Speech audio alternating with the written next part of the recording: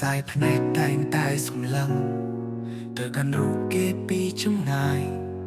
បេះដូងលូតញាប់ព្រោះគ្រាដែលឃើញស្នាមញញឹមចង់និយាយពីស្រឡាញ់តែបាត់បង់ទុកក្នុងចិត្តខ្លាចក្រែងគេដឹង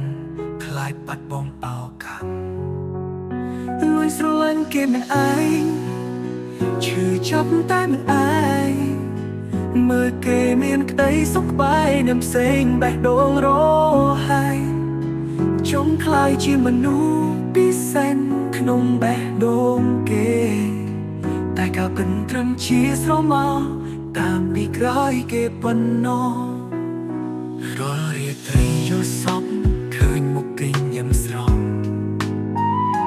តែពេលភ្ញាក់ឡើងការពិននៅតែដដែលគេមិនដឹងទេថាមានអ្នកម្នាក់លួចស្រឡាញ់ឡើងទុកក្នុងចិត្តរាល់ថ្ងៃកន្លងផុតលួចស្រឡាញ់គេនឹងឯងឈឺចាប់តែនឹងឯងមើលគេមានក្តីសុខបាយនឹងផ្សេងបេះដូងរហើយចង់ខ្លាយជាមនុស្សពិសេសក្នុងបេះដូងគេ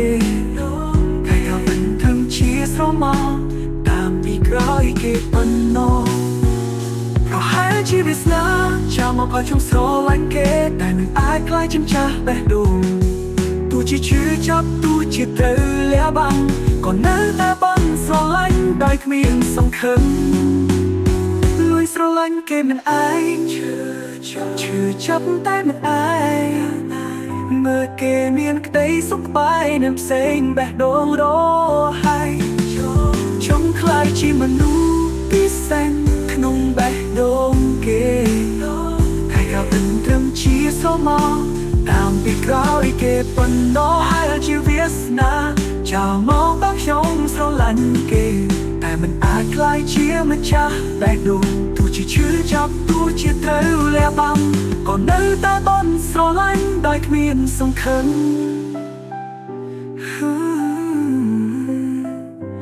លួចស្រឡាញ់គេនឹងឯងកុំសត់ដល់លំលែ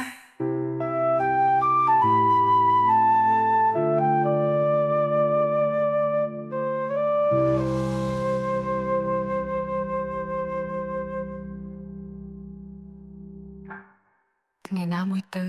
គេនឹងដឹងពីអារម្មណ៍ខ្ញុំឬមួយស្នាមមួយនេះនឹងតបបាត់នៅក្នុងចិត្តជារៀងរហូតលួចស្រឡាញ់គេម្នាក់ឯងកំសត់ដល់ម្លេះ